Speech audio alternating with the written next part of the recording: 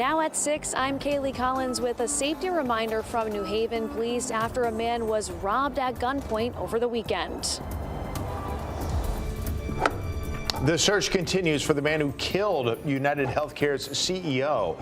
We'll tell you why investigators have expanded the hunt well beyond New York. And a new era begins in Syria, what the fall of the Assad regime means for the country. All local, all morning. This is Fox 61, Connecticut's news station.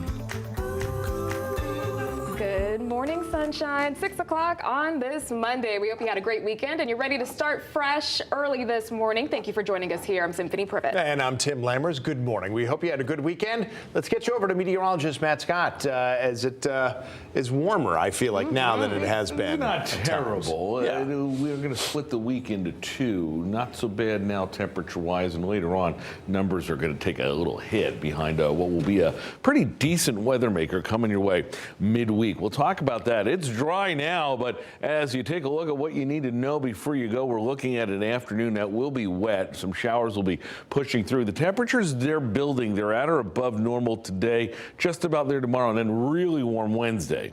But after this system, we're going to take a big drop in the numbers for the second half of the week, and we'll show you that coming up. We've got a few clouds out there, but nothing really to be concerned with. Here comes your rain shield. It's over the Ohio Valley down into the Appalachian spine of West Virginia.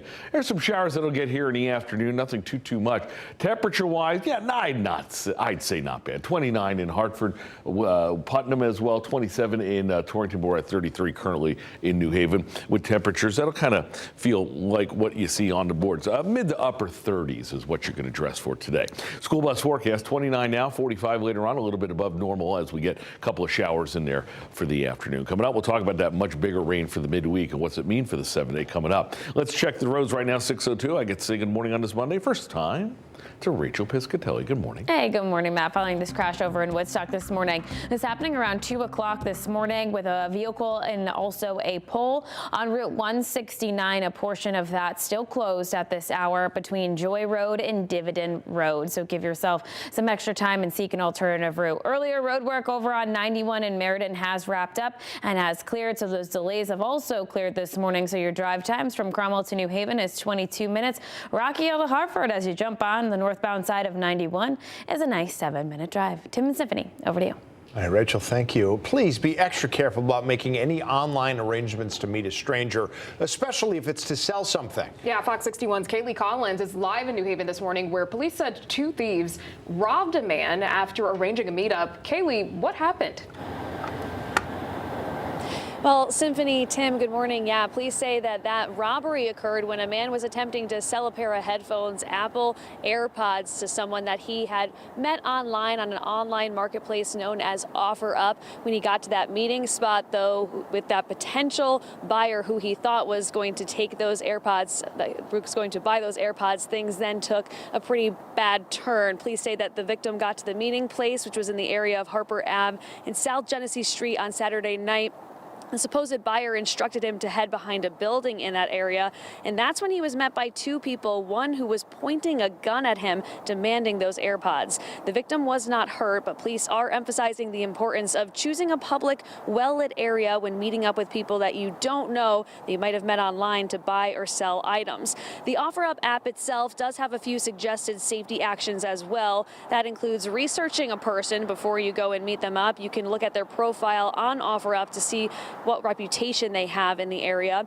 Suggesting a meetup location, you can refer to OfferUp's mobile app Safe Trade Spots locator. Meet during normal business hours if you can, and also try to avoid heading anywhere alone. Now, New Haven police say that their lobby is always open to use as a safe spot if you're meeting up with people to buy or sell items that you planned to do so online. And also they are asking anyone who might have information on this particular incident to give them a call. We're live in New Haven this morning. Kaylee Collins, Fox 61, Connecticut's news station. All right, Kaylee, thank you for that report. We appreciate it.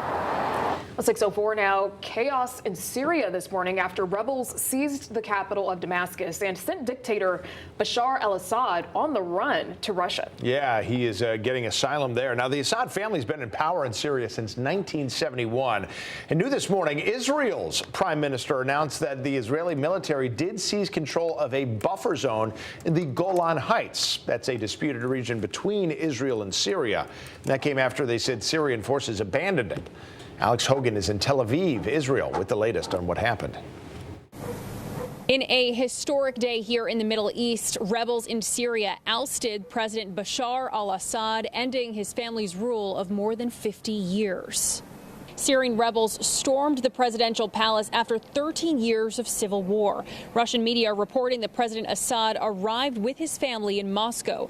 Russia's foreign ministry announced that he's ordered a peaceful handover of power after rebel forces made this announcement on state TV. The city of Damascus has been liberated. The tyrant Bashar al-Assad has been toppled, and all the unjustly detained persons from the regime's prisons have been released. The rebels are made up of a coalition of groups banded together to overthrow the regime. The strongest group in the coalition is HTS, which the U.S. has designated as a terror group. HTS's leader, Abu Muhammad al-Golani, says this is a turning point for the Middle East and that there's no room for turning back. The stunning and rapid advance of opposition forces began less than 2 weeks ago. President Joe Biden acknowledged this would not have been possible if President Assad's key allies, Russia, Iran, and Hezbollah, hadn't already been weakened. Still, Biden warned of the potential dangers in the days ahead. That ISIS will try to take advantage of any vacuum to reestablish its capabilities and to create a safe haven.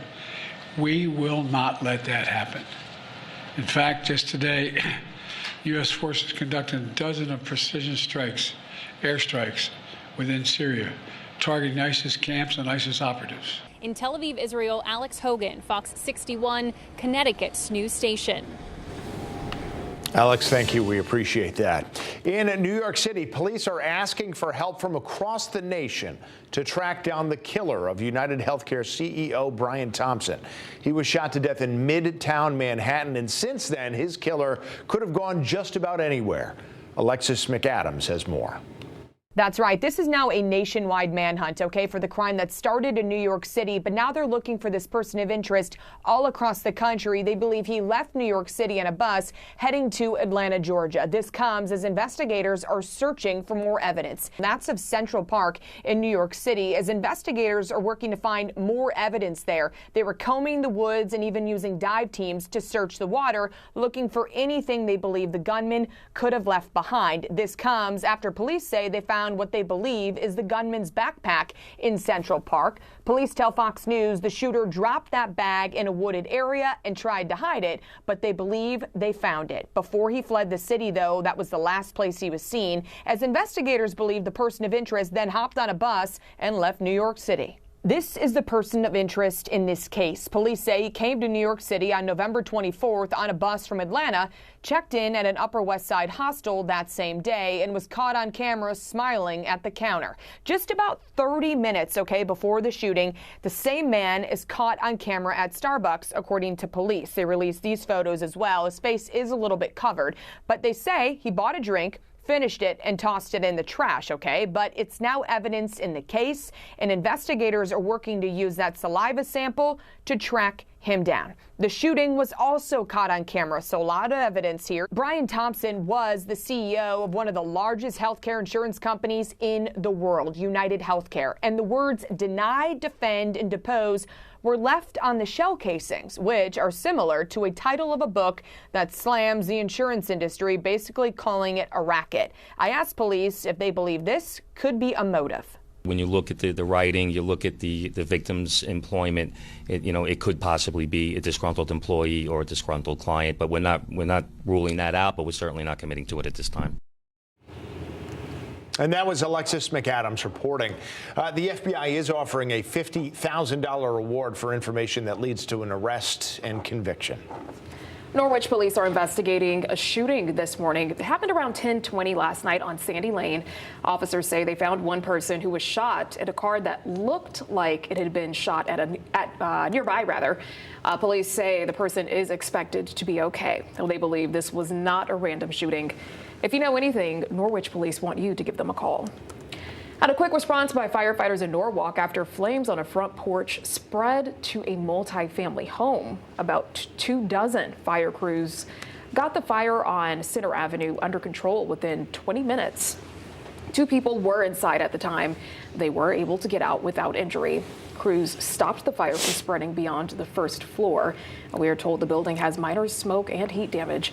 The cause is still under investigation. Today in New Haven, Senator Richard Blumenthal and Congresswoman Rosa DeLauro will celebrate the funding of $1 million to support climate tech entrepreneurs. That's all happening this morning at Climate Haven. That's a hub on Chapel Street that gives innovators a place to develop new technologies and to drive advancements to address climate change. The federal funding will come from the U.S. Department of Energy's Program for Innovation Clusters, which is also known by the acronym EPIC.